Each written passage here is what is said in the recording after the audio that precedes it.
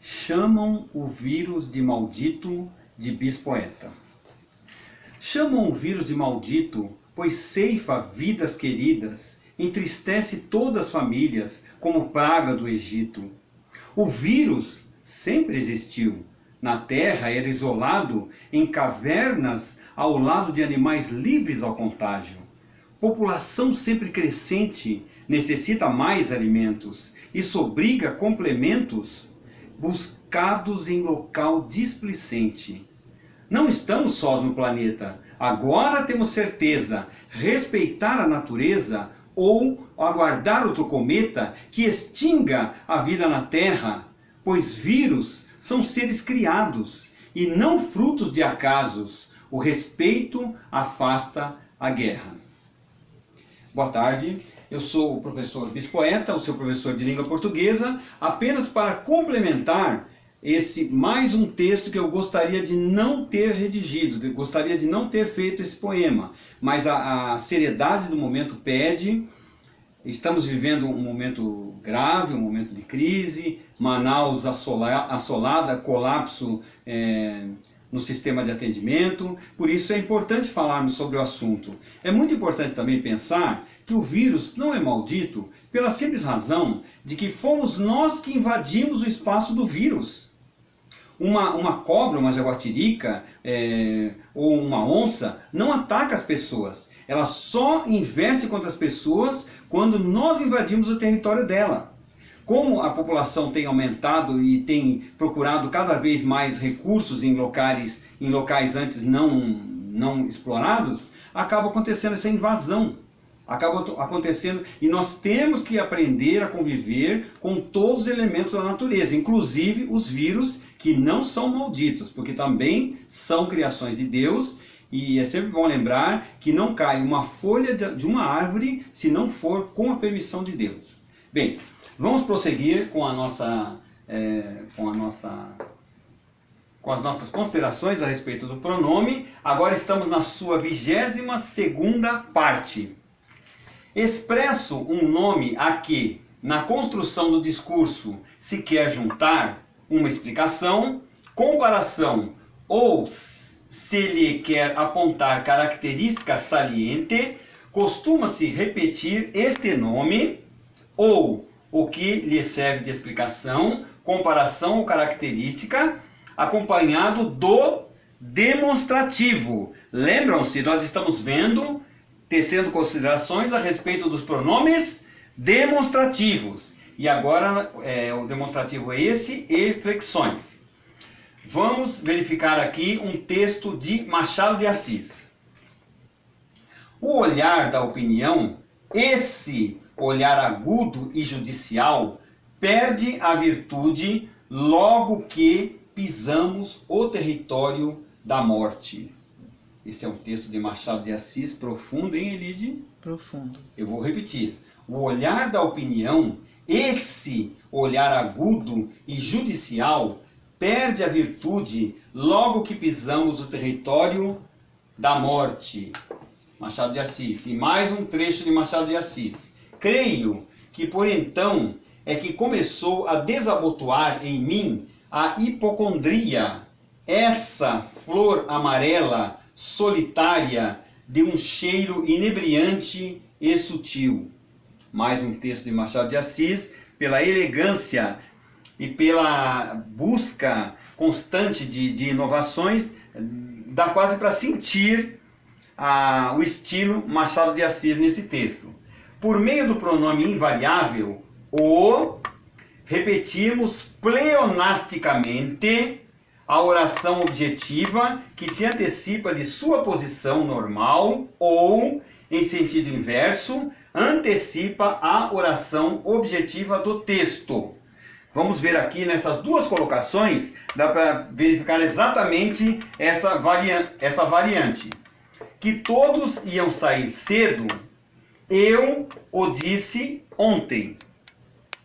Eu o disse ontem que todos iam sair cedo.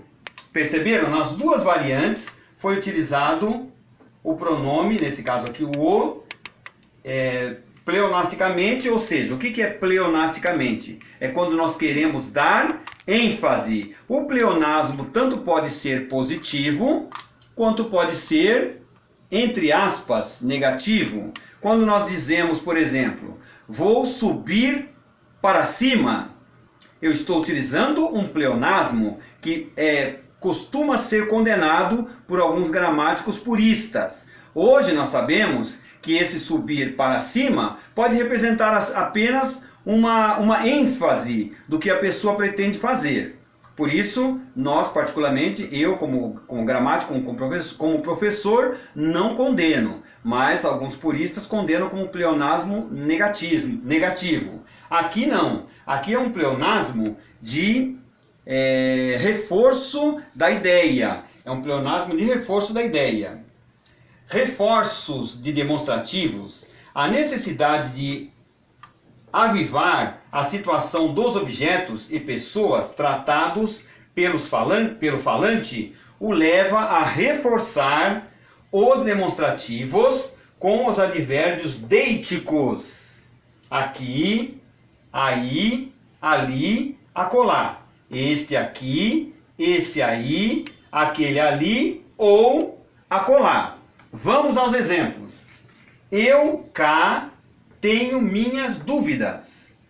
Se vocês pensarem um pouco, se nós pensarmos um pouco, nós vamos perceber que esse cá poderia simplesmente nem estar aqui. Eu tenho minhas dúvidas. E pronto, já tinha sido pronunciado o enunciado.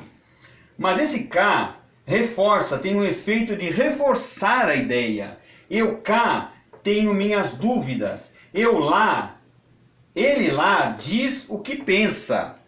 É assim como quando nós dizemos o seguinte: eu estou cá com os meus botões pensando. Você costuma falar assim, líder, do seu tempo? Não. Não é do seu tempo, que pena. Eu estou cá com os meus botões pensando. Percebem? Esse cá é só um reforço dizendo que eu estou aqui comigo, pensando sobre determinado assunto. Em frente.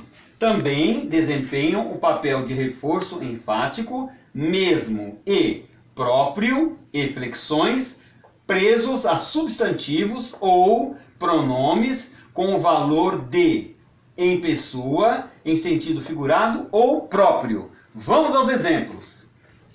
Eu próprio assisti à desagradável cena. Poderíamos simplesmente dizer: eu assisti à desagradável cena. Qual é o papel do próprio aqui? É um reforço, exatamente. Então aqui é um próprio pleonástico, para reforçar que eu próprio, que sou eu mesmo, que assisti à desagradável cena. Outro exemplo. Ela mesma foi verificar o fato. Mesma situação. Ela foi verificar o fato. O mesma reforça que é ela mesma, ela própria. Tudo bem? Nesse sentido de identidade, mesmo e próprio entram no rol dos demonstrativos. No seguinte trecho de Machado de Assis aparece muito. E tem uma particularidade com relação a essa palavra muito, que nós acabamos... eu vou escrever aqui embaixo, Elide, só para mostrar o seguinte, falando um pouco, muito rapidamente, de fonologia. A palavra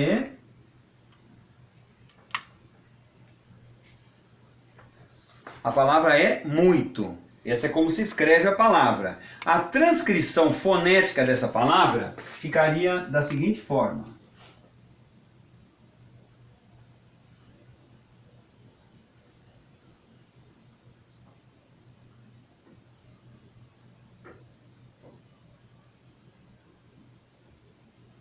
Ok? Então, esse I acentuado significa que é um U nasalizado.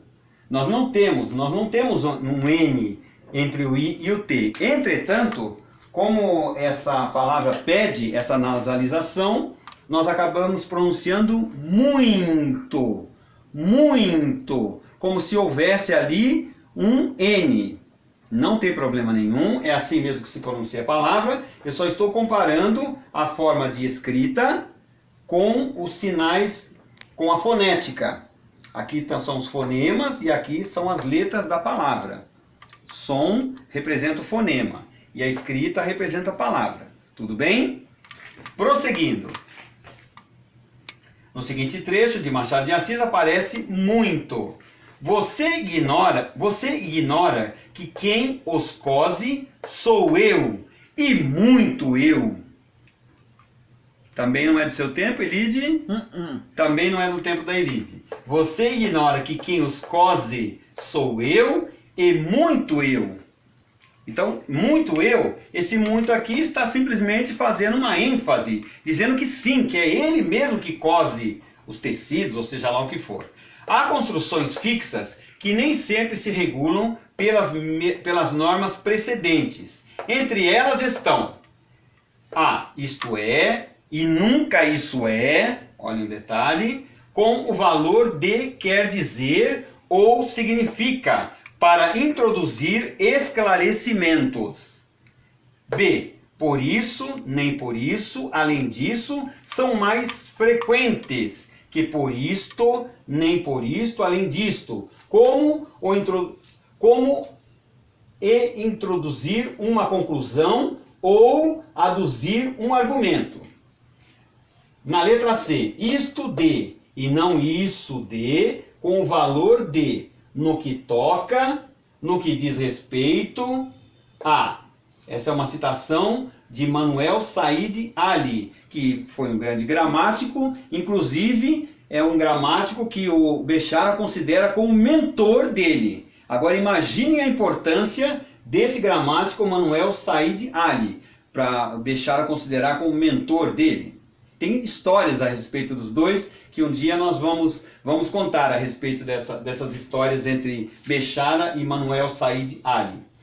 Outros demonstrativos e seus empregos, já vimos que mesmo e próprio, denotando identidades e com o valor de em pessoa, são classificados como demonstrativos. Vamos a um exemplo. Tal faço eu à medida que me vai lembrando e convindo a construção ou reconstrução de mim mesmo. É uma citação de Machado de Assis. Tudo bem? Bem, chegamos ao final de mais esta teleaula. Muito feliz por estarmos aqui, agradecidos também por estarmos protegidos e espero que vocês continuem se inscrevendo no canal, dando positivo, dando ok, fazendo perguntas, colocando suas observações a respeito da língua portuguesa, a respeito da aula. Lembrem-se, se quiserem me encontrar no Google, é muito fácil.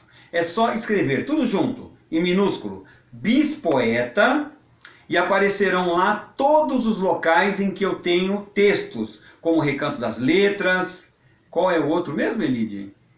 O Pensador. O Pensador, o Facebook, o Instagram, Twitter. Estamos todos nessas redes que eu chamaria quase de antissociais. É só uma brincadeirinha. Mas em alguns momentos elas parecem antissociais. Tudo junto com 2 S, tá?